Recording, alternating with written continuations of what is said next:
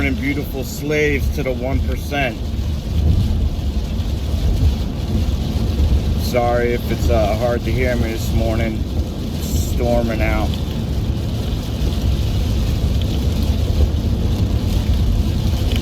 On my way in.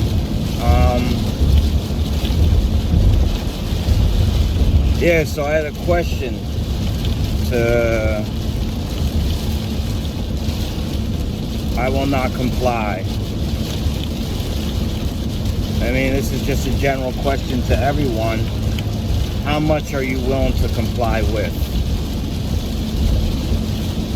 I was talking to my mother-in-law Saturday. It's Monday morning, by the way. 30th, I believe. Yeah. I asked her. It came up about the vaccine, because she's a nurse at one of the top hospitals here in Philadelphia. You know, what are you, I already know her thoughts on it, but where do you stand? Where did some of your colleagues stand? And she said a good part of a good part of the nursing staff, at least everyone on her floor and people, doctors, nurses she talks to on other floors, and people they've talked to, what are they going to do when they say you have to take this or you no longer are employed? So she's preparing to lose her job. That's what she's doing. I mean, she's been a nurse I think, if I'm not mistaken, should be close to about 30 years now.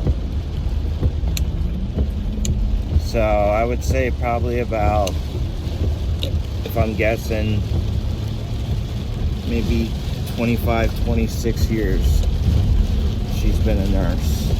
And she loves it. She loves it.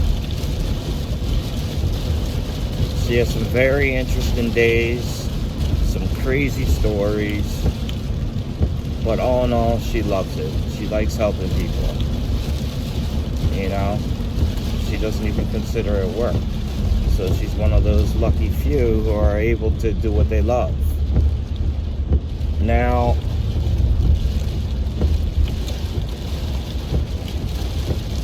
my question is, what happens when you have a hospital? And a couple days ago they sent out an alert, much like they do when there's an Amber Alert, but they sent out a COVID alert stating that hospitals in Philadelphia and surrounding areas, some of them are at full capacity and the rest of them are reaching full capacity. So what are they going to do when you have nurses, doctors, hospital staff, janitorial, maintenance, orderlies, cafeteria aides, people that make the hospital run? What are you going to do if 80% of them refuse to take it for whatever reason? Just because they don't want to, just because they're skeptical, their religious beliefs. You know, there's a lot of Christians that don't, because they don't take vaccines, period, because the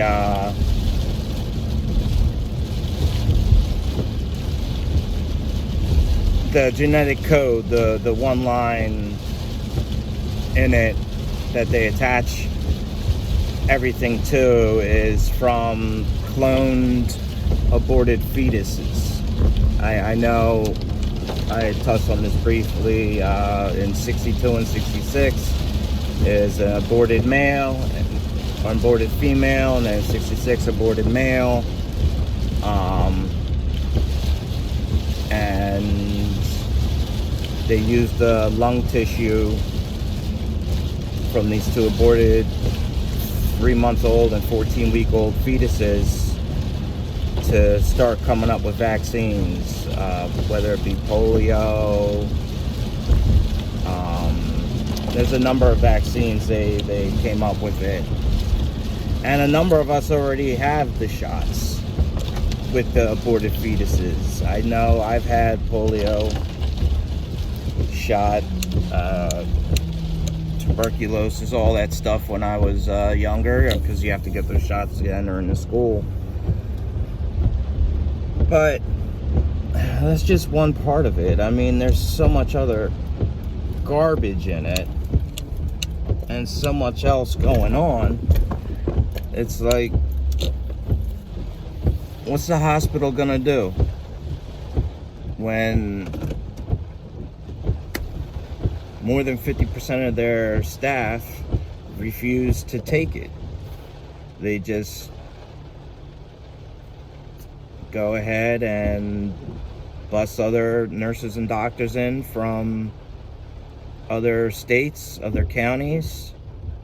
Do they start graduating doctors and nurses ahead of schedule just to throw them in the field? Ones that are willing to take the shot. You know, it's just an observation I have, you know. And I would love your thoughts, your opinions on what you think would happen. What would you do if you were in that situation? Would you take the shot? And they keep going on about how the shot's not even going to be effective if people don't, if enough of the people don't believe in it and don't take it, you know, to achieve whatever it's called. I don't really know. Herd immunity, I guess is how they refer to it. Then it's kind of counterproductive. So what are you gonna do if they say you can't leave your house until you take the shot? You can't shop at this store until you take this. You can't do anything until you take this. You know? You can't buy a firearm until you take this shot.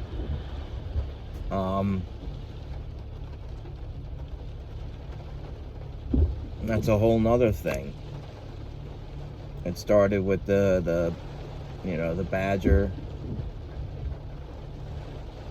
with the ATF and the honey badger,